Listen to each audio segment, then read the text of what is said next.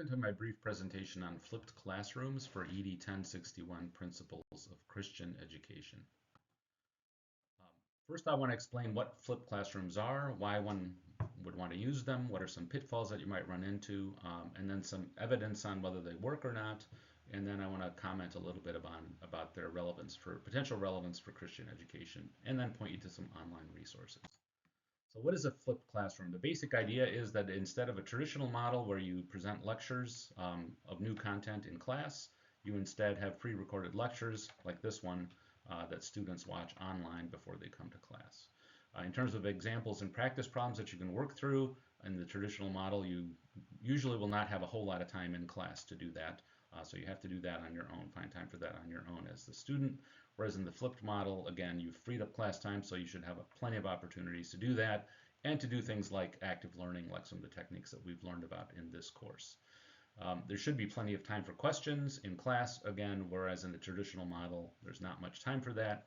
You usually have to go to either the professor's or the TA's office hours. In terms of providing feedback to the instructor on how well students are learning, in the traditional model, because that feedback really comes only through homework assignments and exams, that usually comes too late to really affect what happens in the lecture context, in the classroom context.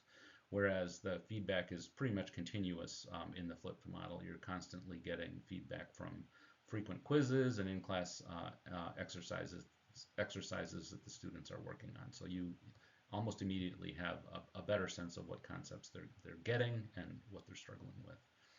Another difference there is that there's a lot more peer learning. So in the traditional model, again, you go off and form a study group. It's optional. Usually only the students that really don't need the help, that already are the top students in the class, are going to be the ones that do that. So it's not that there's not a whole lot of that happening. Whereas in the flipped model, you can make it required. It happens in class, and so everybody in the class benefits from it. And then finally, in terms of review opportunities in the traditional model, well, hope you took good notes. Whereas in the flip model, you can always go back and rewatch the lectures anytime. So why would one flip classrooms? I think some of the reasons came out on the previous slide already. But a major reason why we did a lot of this in my previous job at University of Wisconsin-Madison was efficiency.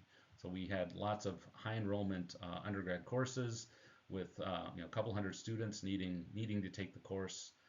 We typically didn't want sections larger than 70 or so students, so we'd need to offer 3 sections or more per semester.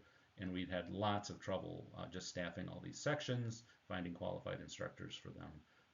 And then, some of us, like me, I would overload on teaching and spend more time on teaching these sections than I was really required to or expected to, or that was, really the right thing for me to do. So that was the main reason why we went down this path, was to enable large sections without compromising the quality of the instruction.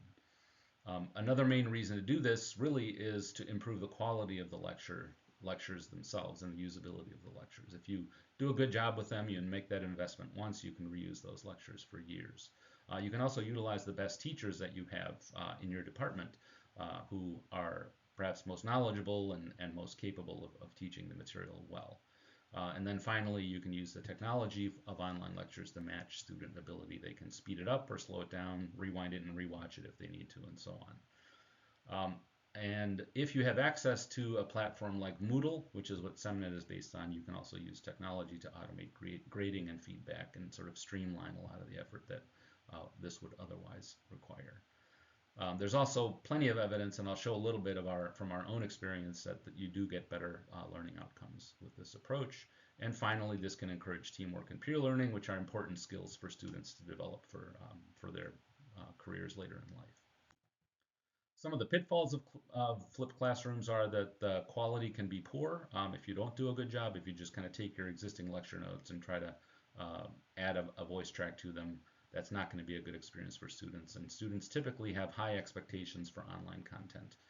You can get away with a lot more in the classroom in person in terms of winging it, whereas you really pretty much have to be prepared and you have to know exactly what you want to say and how you want to say it when you're making online content. Other issues are that the technology and the platforms that you use become obsolete. A lot of my early experiences with this technology, with flipped classrooms were based on Flash, which is now something that you can't even use anymore. So a lot of my lectures are not even available.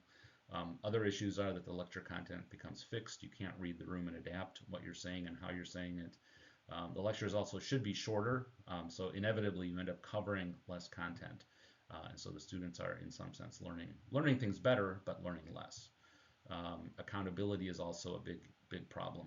Students quickly figure out that they can free ride through classes. They can rely on their classmates to do the prep work and just come to class unprepared. So you have to find ways to motivate them to prepare properly. There's also a lot of work that is required to prepare and grade all the additional in-class exercises and quizzes that this model requires. Again, technology can help on that front, but even with technology, that can be quite a bit of additional work. And finally, not everything that you need to teach maps that well to in-class exercises. So for example, in my field, it's very easy to assess a student's ability to analyze an existing design. So to do engineering analysis and to create multiple choice questions and fill in the blank questions that they can use to demonstrate that they understand the analysis part.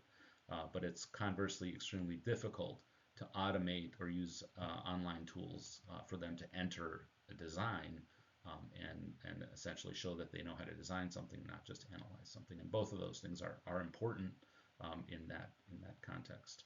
And because of the limitations of the vehicle that we're using for teaching, we sometimes adapt our curriculum to the technology, which is not the right thing to do. So I guess, do they work? I just have one piece of evidence here that is pretty positive. It's a large introductory class that I taught in 2003, and then I flipped it 2 years later in 2005. And what I'm showing here is the distribution of grades for the final exam. The orange is the traditional model and the blue is the flipped model. The average went up 10%, but I think more important, and that's, I think, a significant enough difference that is evidence that it was working better. But I think the more interesting thing that happened here is that the distribution shifted. The orange curve is very much a traditional normal distribution, Gaussian distribution, whereas the blue curve shows that a lot of the students that were struggling, that were getting 60% or lower grades, shifted over to the right and ended up doing pretty well on this final exam. And for me personally, my teaching evaluation improved dramatically. 3.1 out of 5 was the lowest teaching evaluation score that I think I ever received as a professor, whereas 4.3 out of 5 is a pretty good score for a large enrollment class.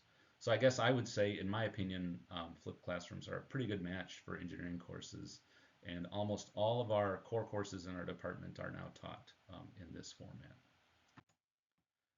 What is the relevance of this for Christian education? Well, I know Professor Waldschmidt has used it for catechism classes. There's a great link here where he explains kind of the 4-step process that he uses, a video that the catechism students watch ahead of time, a quiz they take, an entrance ticket that they work through with their parents, and then class time for active learning kinds of things. So I think that probably works really well. I think I would be interested in exploring that down the road. I think it's unlikely to work well for weekly adult Bible classes or for Bible information classes, because it's pretty hard to motivate the advanced preparation that's sort of fundamental for this model to work. It could possibly work for small groups where there's more accountability or discipleship kinds of situations where it's a little bit easier to motivate people to put the time in ahead of time.